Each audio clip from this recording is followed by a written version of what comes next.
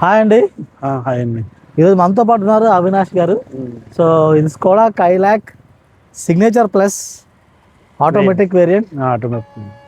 ఈరోజు ఈ వేరియంట్ ఎందుకు తీసుకున్నారు, అసలు స్కోడా కార్ కైలాక్ ఎందుకు తీసుకున్నారు, తర్వాత ఇందులో ఉన్న మిగతా కన్సర్న్స్ మైలేజ్ కానీ మెయింటెనెన్స్ గురించి కానీ ఇంకా వేరే విషయాలు అన్నీ కూడా మాట్లాడదాం, ప్రోస్ అండ్ కాన్స్. సో మీరు కార్ తీసుకోవాలనుకుంటే, ఎస్పెషల్లీ కైలాక్ తీసుకోవాలనుకుంటే మీకు కరెక్టా కాదా అని మీకు ఒక అవగాహన అయితే వీడియో చూసాక మీకు వస్తుందండి. So let us welcome Avinash గారు. సో అవినాష్ గారు, మీ గురించి జస్ట్ బ్రీఫ్ ఇంట్రొడక్షన్ ఇవ్వండి. మీరు ఎక్కడ ఉంటారు, ఏం చేస్తారు? నా పేరు అవినాష్, నేను సాఫ్ట్వేర్ ఎంప్లాయీని. నేను హైదరాబాద్లోనే ఉంటాను. సో అవినాష్ గారు, సో స్కోడా కొనే ముందు ఫస్ట్ మనం మాట్లాడుకోవాల్సిన విషయం ఏంటంటే, మీరు ఫస్ట్ కార్ కదా కొంటున్నారు. సో ఫస్ట్ కార్ కొనాలనుకున్నప్పుడు మీరు ఏమన్నా బడ్జెట్ ఏమన్నా మైండ్లో ఫిక్స్ అయ్యారా? అప్రాక్సిమేట్గా ఎంత బడ్జెట్లో కొనాలని చెప్పేసి? అప్రాక్సిమేట్ అంటే నేను 14 to 15 lakhs వరకు అనుకున్నాను. ఓకే. సో నా బడ్జెట్లో నేను నెక్సాన్కి క్రియేటివ్ ప్లస్ తీసుకుందామని ఫిక్స్ అయ్యా.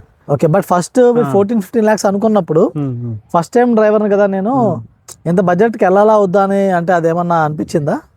అంటే వెహికల్ కొంతమంది ఏంటంటే ఫస్ట్ టైం డ్రైవర్ని యూస్ కార్ కొనుక్కుందాము తర్వాత చూసుకుందాం అనుకుంటారు, లేకపోతే లేదులే పర్లేదు బడ్జెట్ పెట్టగలం అనుకుని వెళ్ళారా? లేకపోతే అక్కడ మీ మైండ్ సెట్ ఎలా? మైండ్ సెట్ అంటే నేను సెకండ్స్ అనేది అసలు నాకు ఇష్టం లేదు. తీసుకున్నది ఫస్ట్ వెహికల్ తీసుకోవాలి, కొంచెం ఎమోషన్ ఉంటుంది, కొత్త కార్ అన్న ఫీలింగ్. సో దానివల్ల ఇంకా ఫస్ట్ హ్యాండ్ అనుకున్నా, సెకండ్ హ్యాండ్ లేదు. నేను నెక్సాన్ అనుకున్నా, ఫస్ట్ నెక్సాన్ అనుకున్నా. వాళ్ళ రెస్పాన్స్ అది నాకు అంత నచ్చలేదు. వాళ్ళతో మాట్లాడారు, డీలర్షిప్ నుంచి కానీ వాళ్ళు సర్వీస్ రిప్రజెంటేటివ్ అంతా నాకు ప్రాపర్గా అనిపించలేదు వాళ్ళ రెస్పాన్స్ అనేది. నేను అదే స్కోడాకి వెళ్ళినప్పుడు నేను ఏ షోరూమ్కి వెళ్ళినా వాళ్ళ రెస్పాన్స్ అనేది నాకు చాలా కన్వీనియంట్గా అనిపించింది. అంటే as a first car buyer నాకు తెలియని విషయాలు కూడా వాళ్ళ నుంచి నేను తెలుసుకోగలిగా. అదే టాటా షోరూమ్ లో సేమ్ ఎక్స్పీరియన్స్ అనేది నాకు రాలేదు. సో అక్కడ కొంచెం టర్న్ ఆఫ్. అక్కడ నాకు అక్కడ నేను రివ్యూస్ చూసినా కూడా సర్వీస్ గురించి కొంచెం నేను నెగిటివ్ గా చూసా. సో నాకు అది నచ్చలేదు. సో అవినాష్ గారు, మీరు కైలాక్ అనుకునే ముందు ఇంకా వేరే నెక్సాన్ కాకుండా ఇంకా వేరే కార్స్ కూడా ఈ సెగ్మెంట్ లో ఉన్నాయి కదా. 3XO ఉంది, హుండాయ్ వెన్యూ ఉంది, మారుతి బ్రిజా, ఈ 3 ఆప్షన్స్ కూడా ఉన్నాయి. సో వాటిని మీరు అసలు కన్సిడర్ చేయలేదా, లేకపోతే నేను బ్రెజా గానీ క్రెటా గానీ అసలు కన్సిడర్ చేయలేదు. నేను అనుకున్నది నెక్సాన్ అనుకున్నాను, 3XO అనుకున్నాను, కైలాక్ అనుకున్నాను. ఓకే. నేను నెక్సాన్ 3XO వాళ్ళ రెస్పాన్స్ అంత పాజిటివ్గా లేకపోవడం, వాళ్ళు ఫ్యూచర్స్ కూడా సరిగ్గా ఎక్స్ప్లెయిన్ చేయలేదు నాకు, ఈ ఫ్యూచర్స్ ఉన్నాయని. సో నాకు అది నచ్చగా నేను కైలాక్ తీసుకున్నాను. ఓకే.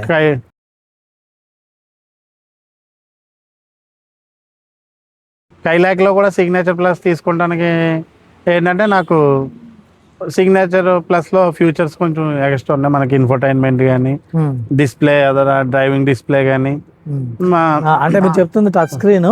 టచ్ స్క్రీన్ కొంచెం పెద్దగా ఉంది, డిజిటల్ ఉంది. మళ్ళీ రేర్ కెమెరా కూడా లేదు సిగ్నేచర్ వేరియంట్లో. అయితే ఇప్పుడు ఉందో లేదో నాకు తెలియదు, నేను తీసుకున్నప్పుడు రేర్ కెమెరా కూడా లేదు సిగ్నేచర్ వేరియంట్లో. సో ఏంటంటే నేను న్యూ డ్రైవర్ని, అట్లీస్ట్ 360 లేకపోయినా రేర్ కెమెరా ఉండడం వల్ల నాకు అది డ్రైవింగ్ అడ్వాంటేజ్ అవుతుందని నేను సిగ్నేచర్ ప్లస్ తీసుకున్నాను. Okay. So rear camera crucial కాబట్టి ఈ కొన్ని ఫీచర్స్, ఇంపార్టెంట్ ఫీచర్స్ మిస్ అయ్యాయి సిగ్నేచర్ వేరియంట్ లో. సో నాకు ఆ ఫ్యూచర్స్ అని నాకు సిగ్నేచర్ ప్లస్ లో పుష్ స్టార్ట్ ఒకటి నాకు యాడ్ అయింది. సో నాకు ఈ ఫ్యూచర్స్ నాకు యూస్ఫుల్ అనిపించి నేను ఈ వేరియంట్. అలాయ్ వీల్స్ కూడా ఉన్నాయి అనుకుంటా. అలాయ్ వీల్స్ కూడా ఉన్నాయి ఇందులో. దీనిలో అలాయ్ వీల్స్ కూడా ఉన్నాయి. Alloy wheels, push start, rear camera, reverse parking camera, push start button ఉంది, స్క్రీన్ పెద్దది, డ్రైవింగ్ స్క్రీన్ కూడా ఉంటది, డిజిటల్ క్లస్టర్ పెద్దది, అండ్ ఇన్ఫోటైన్మెంట్ కూడా పెద్దది సిగ్నేచర్ ప్లస్. ఇవన్నీ మైండ్ లో పెట్టుకుని మీరు నేను సిగ్నేచర్ ప్లస్ వేరియంట్ కి. ఓకే. దీనికన్నా నెక్స్ట్ వేరియంట్ కి వెళ్తే ఏమైనా బెనిఫిట్స్ ఏమన్నాయా? నెక్స్ట్ వేరియంట్ లో నాకు ఓన్లీ టైర్ అలో వీల్స్ మారినాయి, అలో వీల్స్ అది డైమండ్ షేప్ వచ్చినాయి. మళ్ళీ ఇన్ఫోటైన్మెంట్ సేమ్ అదే ఉంది, ఆటోమేటిక్ క్లైమేట్ కంట్రోల్ సేమ్ ఉంది, సన్ రూఫ్ వచ్చింది అందులో అంతే. ఓకే. కొంచెం మైనర్ చేంజెస్ మీకు అవసరం లేదనిపించారు. నాకు అవి అంత యూజ్ఫుల్ ఏం కాదు. మేము ఎలాగో అడల్ట్స్ ఎక్కువ, నేను మా వైఫ్ యూజ్ చేయదు. సో నాకు అవి ఫ్యూచర్స్ అనేవి నాకు యూజ్లెస్ అనిపించి తీసుకున్నాను. ఓకే అండి. సో ఇప్పుడు మనం మీరు వేరియంట్ గురించి చెప్పారు, ఏ వేరియంట్ అనేది. ఇప్పుడు దీంతో పాటు స్కోడా కారు కొనేటప్పుడు మీరు ఒక యూట్యూబ్ లో రివ్యూస్ చూసినప్పుడు, అంటే మీరు ఎవరైతే మీకు ముందు తెలియనప్పుడు, ఇప్పుడంటే మీరు ఓనర్షిప్ మీరు చేస్తున్నారు తెలుస్తుంది, అంతకుముందు తెలియనప్పుడు ఏంటి చూసినప్పుడు యూట్యూబ్ లో చెప్పుకునే విషయాలు కానీ జనరల్ గా మాట్లాడేది, అరే మెయింటెనెన్స్ ఎక్కువ అవుతుంది స్కోడా, తర్వాత మైలేజ్ ఎక్కువ రాదు అనేది రెండు ఆస్పెక్ట్స్ ఎక్కువ మాట్లాడతాం. సో మీకు అప్పుడు ఎలా కాన్ఫిడెన్స్ వచ్చింది, అంటే డెసిషన్ తీసుకోవడానికి ఎలా? రివ్యూస్ చూసినప్పుడు కొంతమంది సర్వీస్ మెయింటెనెన్స్ గురించి కొంచెం నెగిటివ్ పెట్టారు. అందులో ఏంటంటే నేను చూసిన వీడియోస్ లో నేను అందులో వాళ్ళు ఏదైతే పాజిటివ్ చెప్పారో అయ్యే తీసుకున్నాను. అంటే నాకు పరంగా నేను ఏంటంటే సర్వీస్ ఏది ఇంపార్టెన్స్ అని, నాకు పర్ఫార్మెన్స్ కావాలనుకున్నా. నేను న్యూ బయర్ని, నేను వీకెండ్స్ వాడేది. అప్పుడు నేను వెళ్ళినప్పుడు నేను ఎంత డ్రైవ్ చేసేది వీకెండ్స్ అయినప్పుడు నాకు పర్ఫార్మెన్స్ పరంగా ఇది వెహికల్ బాగానే ఉంది. మైలేజ్ పరంగా చూసుకున్నా కూడా నాకు సిటీలో 10 వస్తుంది మైలేజ్. నేను అవుట్ సైడ్ వెళ్ళినప్పుడు 16-18 మధ్యలో వస్తుంది నాకు. సో పర్లా. నేను నెక్సాన్లో వాళ్ళని అడిగినప్పుడు కూడా రియల్ టైం మైలేజ్ వాళ్ళు అంతే చెప్పారు, 16 to 18 వస్తుందని.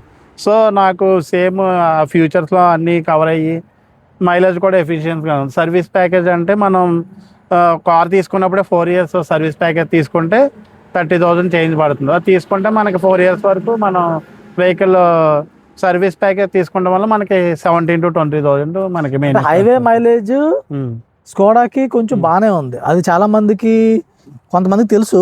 అవును, కొంతమంది తెలియని విషయం అంటే స్కోడా మైలేజ్ తక్కువ అని జనరలైజ్ చేసి చెప్పేస్తారు, కానీ లేదు, హైవే మైలేజ్ సేమ్ మిగతా మన కాంపాక్ట్ ఎక్స్యూవల్ లో మిగతా కార్స్ కాంపిటీషన్ తగ్గట్టు వస్తుంది, కానీ మరీ సింగిల్ డిజిట్ లో అయితే అసలు హైవేలో అసలు అంటే చాలా మంది అనుకుంటారు అట్లా. కాకపోతే ఏంటంటే మైలేజ్ విషయంలో పర్లా, హైవేలో అసలు మన పర్ఫార్మెన్స్ విషయంలో కూడా మన స్పోర్ట్స్ మోడ్ లో వెళ్తున్నప్పుడు మనం 100 to 120 వెళ్ళినా కూడా మనకి మినిమం 16 వస్తుంది.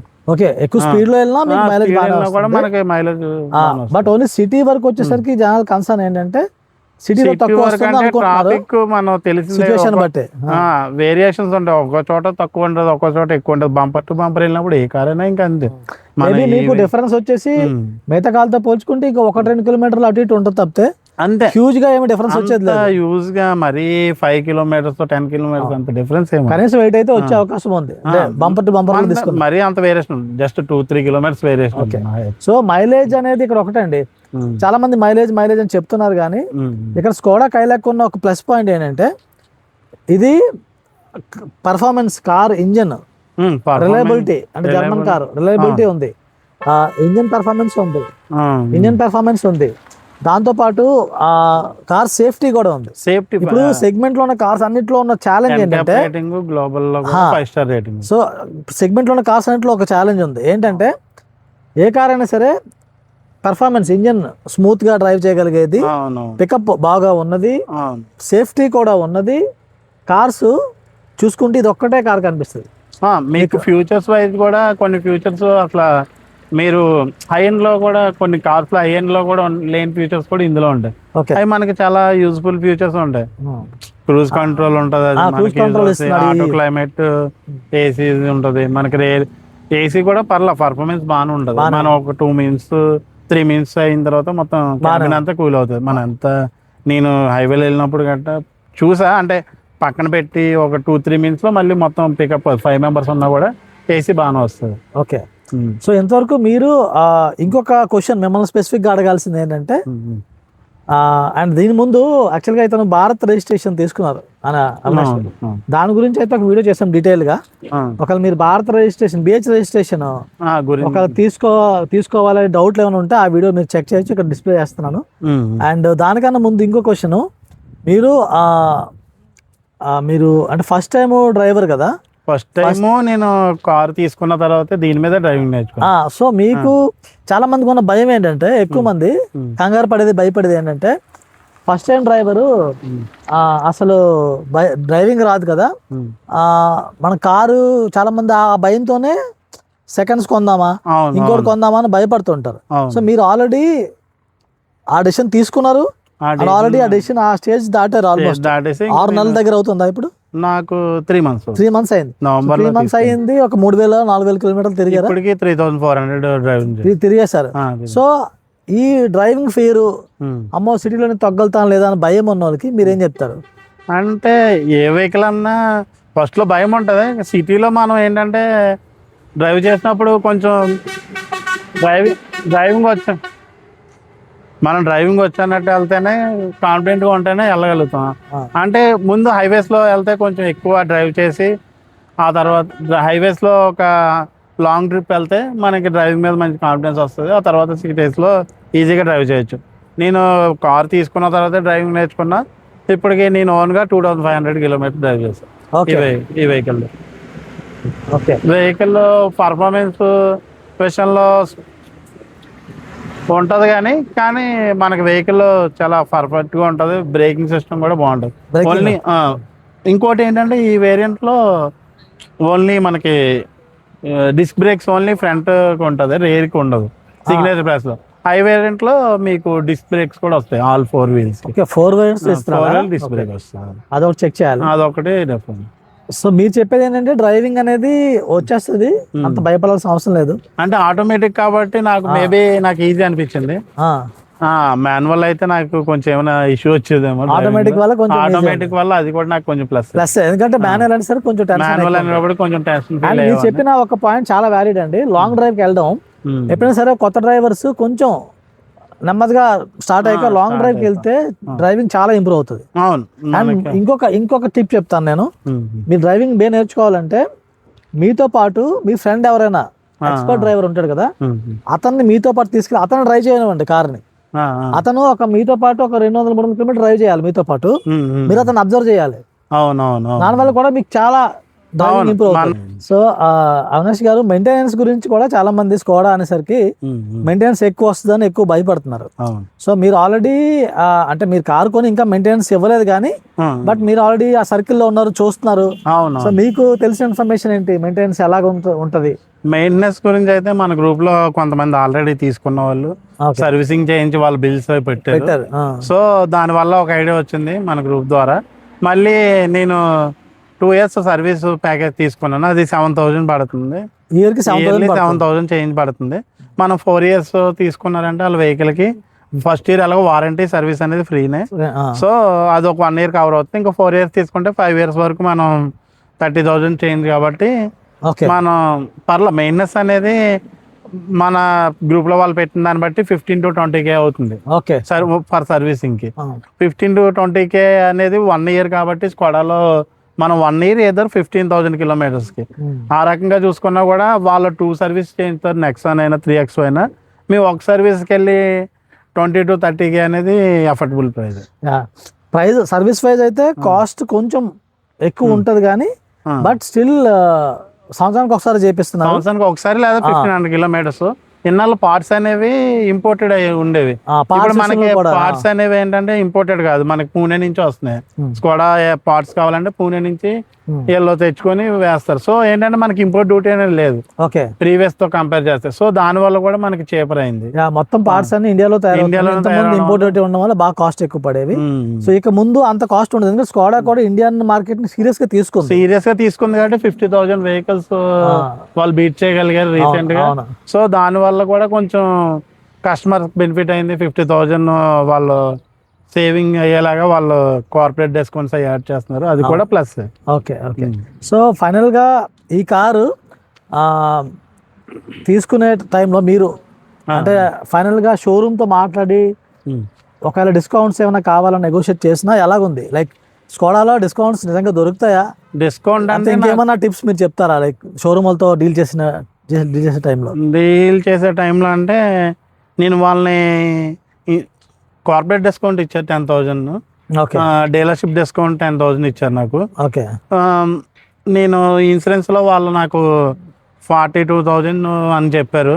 అంతకంటే తగ్గించమంటే మేము 40కి వస్తాం, అంతకంటే తగ్గించమన్నారు. సో అనేది నాకు అది బాగా ఎక్కువ ప్రైస్ అనిపించింది. నేను ఇన్సూరెన్స్ బయట తీసుకున్నాను, నేను పాలసీ బజార్ నుంచి. నేను ఇన్సూరెన్స్ బయట తీసుకోవడం వల్ల అక్కడ నాకు 20K నాకు సేవ్ అయింది. ఆల్మోస్ట్ 20,000 తగ్గించుకున్నారు. ఇన్సూరెన్స్ లో 20K తగ్గింది. వాళ్ళు ఇచ్చిన 20,000 నాకు అక్కడే నాకు ఇన్సూరెన్స్ బయట తీసుకోవచ్చండి, ప్రాబ్లం లేదు. ఇన్సూరెన్స్ బయట తీసుకున్న ఇష్యూ ఏమైతే రాదు. 20,000 తగ్గుతుంది ఇక్కడ.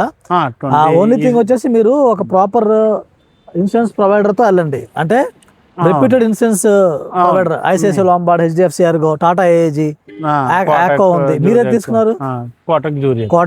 కోటక్ కూడా ఉన్నది, ఎప్పటి నుంచి ఉన్నది అది. కోటక్ జూరియక్ తీసుకున్నా. సో అది తీసుకున్నా మీకు ప్రాబ్లం ఉండదు. ప్రాబ్లం లేదు, బాగానే ఉంది వాళ్ళ రెస్పాన్స్. కానీ నేను ఒకసారి వెహికల్ ఆగినప్పుడు ఫోన్ చేస్తే వాళ్ళ రెస్పాన్స్ కూడా బాగానే ఉంది. ఓకే, సో అది కూడా మీరు కవర్ చేస్తే డిస్కౌంట్ కావాలనుకుంటే స్కోడా వాళ్ళు పెద్దగా ఇవ్వరు. మీరు డిస్కౌంట్ అంటే మనం వాళ్ళ నుంచి అఫీషియల్ గా అయితే 20 to 25K ఎక్స్పెక్ట్ చేయలేము. అంతే. మీరు ఎక్కడ సేవ్ చేసుకోగలుగుతారంటే కొంచెం ఇన్సూరెన్స్ లో మీరు సేవ్ చేసుకోగలుగుతారు. అది మీరు బయట తీసుకున్నారంటే అక్కడ మీకు ఈజీగా 50K సేవ్ అయినట్టే. ఇన్సూరెన్స్ బయట తీసుకున్నారంటే 50K సేవ్ అయింది. సో కొన్నిసార్లు కంపెనీ ఆఫర్లు ఇస్తూ ఉంటుంది, డిపెండింగ్ ఆన్ సేల్స్ టార్గెట్స్. ఎట్లా ఉంటదంటే వాళ్ళు మంత్లీ చేంజ్ ఉంటుంది. కార్పొరేట్ డిస్కౌంట్ ఈ మంత్ ఇస్తారు, నెక్స్ట్ మంత్ డీలర్ తగ్గిస్తారు. అట్లా అది ఏంటంటే ఎప్పటికప్పుడు వేరీ అవుతూ ఉంటుంది. అది 10K ఒక్కోసారి 5K అంటారు. సో అది మనం చూసుకొని ఎంక్వైరీ చేసుకొని 2-3 షోరూమ్లు వెళ్తే అప్పుడు మీకు బెస్ట్ ప్రైస్ వస్తుంది. కొన్నిసార్లు దొరుకుతుంది, కొన్నిసార్లు దొరకదు. అది ఎక్కువ సేల్స్ వచ్చినాయంటే వాళ్ళు తగ్గించవచ్చు. సేల్స్ ఒకవేళ కొంచెం తగ్గినాయి అనుకుంటే ఈ మంత్ పెంచవచ్చు వాళ్ళు అట్లా. ఓకే, కాకపోతే అది ఒక 5K 10K లో వాళ్ళు మ్యానిపులేట్ చేస్తూ ఉంటారు యూజర్. ఓకే, ఫైనల్ గా మా ఒక లాస్ట్ క్వశ్చన్ అండి. మీరు స్కోడా ఇంజన్ అంటే మీరు డ్రైవ్ చేశారు కారు, మీ ఫ్రెండ్స్ ఎవరైనా ఈ కార్ని డ్రైవ్ చేశారా? మా ఫ్రెండ్స్ అంటే మా బావ ఇన్నోవా వాడుతున్నారు, తను డ్రైవ్ చేస్తారు. తనకి ఎలా అనిపించింది? తనకి బాగానే అనిపించింది. అంటే కారు అది పర్ఫార్మెన్స్ వైజ్ కానీ అది బాగుందని చెప్పి, అంటే ఫీల్ అండ్ గుడ్ అనేది మటుకు బాగుంటుంది. అంటే మనం లోన కూర్చుంటే స్ట్రక్చరు ఇంటీరియర్ వైజ్ చాలా బాగుంటుంది. ఇన్నర్ ఏంటంటే మనం చూడడానికి లుక్ వైజ్ చాలా క్లాసీ లుక్ ఉంటుంది. సో దానివల్ల తనకు కూడా బాగా నచ్చింది. మీరు ఏదైనా వేరే కారు కొంచెం డ్రైవ్ చేశారా? డ్రైవ్ చేసి ఉండకపోవచ్చు. నేను చేయలే, అంటే నేను నా ఫస్ట్ వెహికల్ ఇదే డ్రైవింగ్. వేరే వాళ్ళు కార్ తీసుకుని ఎందుకులే, నా కార్ మీద నేను చేశాను. ఓకే ఓకే ఓకే అండి, thank you for sharing everything in detail అండి, చాలా డీటెయిల్గా చెప్పారు. సో ఫైనల్గా మీరు కార్ మామా కమ్యూనిటీ జాయిన్ అయ్యారు. జాయిన్ అయ్యి లైక్ మీరు ఒక కొత్త పర్సన్ ఎవరైనా కమ్యూనిటీ జాయిన్ అవ్వాలనుకుంటే వాళ్ళకి ఏం చెప్తారు? జాయిన్ అవ్వాలా వద్దని డౌట్ ఉన్న వాళ్ళకి మీరు ఏం చెప్తారు? డౌట్ ఏం లేదండి, మీరు కార్ మామా గ్రూప్లో జాయిన్ అవ్వడం వల్ల మీకు కార్ గురించి అన్ని డీటెయిల్స్ తెలుస్తాయి. మనం అట్లీస్ట్ మనకి ఎక్కడైతే మనకి సేవ్ చేసుకోగలుగుతాం కూడా మనం మిగతా గ్రూప్ మెంబర్స్ వల్ల మనం అది కూడా తెలుస్తుంది. మనకి అది చాలా యూజ్ఫుల్ ఉంటుంది. కార్ మామా మీరు ఆ ప్లాట్ఫామ్ మాకు క్రియేట్ చేసి ఇవన్నీ మాకు ఇచ్చినందుకు చాలా థ్యాంక్స్ అండి. థ్యాంక్ యూ అవినాష్ గారు. నేను ఈ ప్లాట్ఫామ్ అది క్రియేట్ చేశాను, కానీ మీలాంటి యాక్టివ్ మెంబర్స్ వస్తున్నారు అండ్ రివ్యూ కూడా వచ్చారు. ఇది కూడా చాలా మంది హెల్ప్ అవుతుంది. అవునవును, thank you very much once again. మీకు ఏ డౌట్స్ ఉన్నా గోవర్ధన్ గారు మేము ఎప్పుడు టచ్ లో ఉంటాం. మీకు ఏ డౌట్స్ ఉన్నా మేము క్లారిఫై చేస్తాం. మీరు వీడియో కింద కామెంట్స్ పెట్టొచ్చు ఏమైనా డౌట్స్ ఉంటే. మేము ఫస్ట్ అయితే 1 వీక్ వరకు అయితే యాక్టివ్ గా రిప్లై చేయడానికి ట్రై చేస్తాం. అవును, థ్యాంక్స్ అండి. Thank you. థ్యాంక్స్ అండి.